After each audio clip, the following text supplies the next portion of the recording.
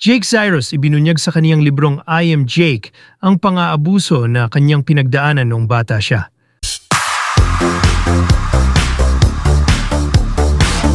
Sa isang pahina, ikinuwento ni Jake na dating si Charis Pempenko na 6 na taong gulang pa lamang siya nang paulit-ulit siyang halayin ng kanyang tiyuhin sa bahay ng kanyang lola. Kwento pa ni Jake ng ilang beses na ulit ang pangmumolestya sa kanya ng tiyuhin na itinuring pa man din niyang pangalawang ama. Ang masakit pa nito nangyari ang pangmumolestya sa kanya na naduroon pa mismo ang kanyang mga kamag-anak at pamilya sa bahay.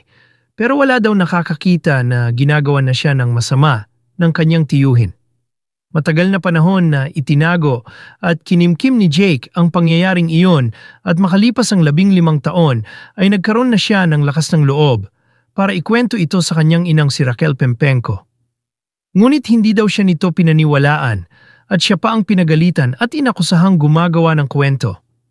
Mariin din daw itinanggi ng kanyang tiyuhin ang ginawang kasamaan sa kanya, samantala tinawag ng ina ni Jake na si Raquel Pempenko na fake news ang naturang libro ng anak.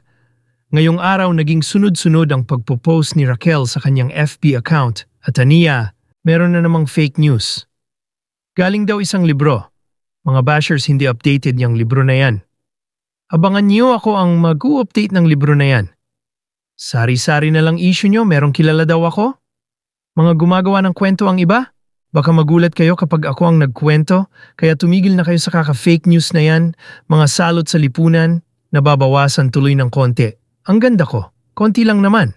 Peace of mind pa rin ang pipiliin ko kesa patulan ko ang mga walang kwentang tao at mga walang utang na loob. Sila na magdadala ng lahat. The truth still prevails. But no matter what, my blood's still flowing in your veins, and you can only remove that when you're already dead, Evil Rax. P.S. Ayoko pa ring mabawasan ang ganda ko na minana ng mga anak ko. Kwento nyo yan, malamang masama ako dyan. Pero hindi ko alam ang kwento na yan.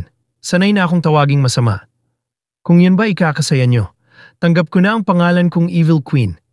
Basta ako alam ko ang sarili kong kwento pero di ko na isa sa libro dahil ayoko nang may mapasama at madagdagan ang mga evil. Dapat ako lang ang nagmamay-ari ng crown. Sige lang kahit ano ibato nyo basta hindi nakakabawas ng kagandahan ko, wala pa rin akong pake. Evil Roxette. P.S. Andyan ka sa kinalalagyan mo dahil sa Evil Queen na to. Dahil sa masamang ina na to, kahit ilang libro pa ilabas, hindi na maibabalik ang ikaw mismo sumira. Sige pa magalit pa kayo hanggang sa atakihin kayo.